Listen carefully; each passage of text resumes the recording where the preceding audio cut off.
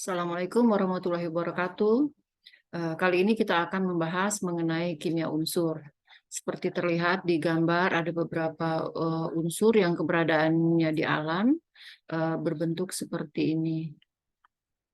Kompetensi dasarnya kita kali ini akan menganalisis kelimpahan unsur-unsur yang keberadaannya di alam sangat banyak. Nah, di tabel periodik bisa diperhatikan di sini ada beberapa unsur. Nah, unsur-unsur ini ada di antaranya dia yang berdiri sendiri di alam, seperti di unsur golongan 8 yang ini, gas mulia. Dia sulit bereaksi, maka keberadaannya bisa berupa unsur di alam. Tapi kalau untuk unsur-unsur yang reaktif seperti golongan 7A, nah itu dia keberadaannya di alam itu pasti berikatan dengan unsur-unsur lain, minimal dengan oksigen. Begitu juga dengan unsur golongan 1. Nah, nanti di bahasan yang berikutnya kita juga akan membahas pergolongan ataupun per perioda dari tabel periodik ini.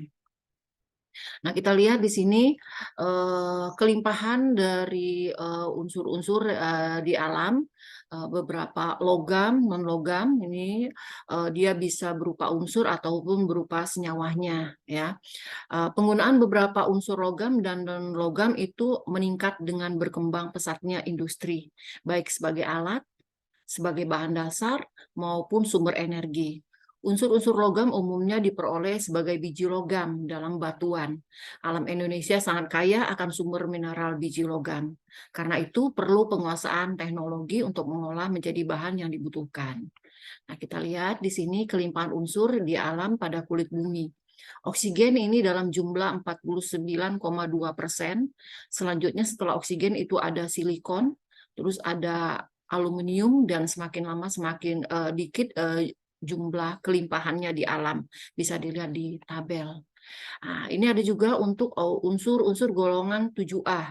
Golongan 7A itu golongannya reaktif, maka keberadaannya di alam pun dia tidak berdiri sendiri, tapi dia akan berikatan dengan unsur lainnya. Contohnya misalnya di sini ada CaF2, ya.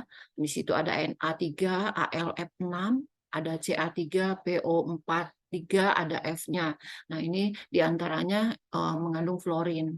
Selanjutnya yang ini yang kalau dia mengandung klorin, seperti di garam-garam, ada garam NaCl, KCl, MgCl2, CeCl2 itu dalam air laut itu banyak sekali, jadi dia berikatan dengan unsur yang lain.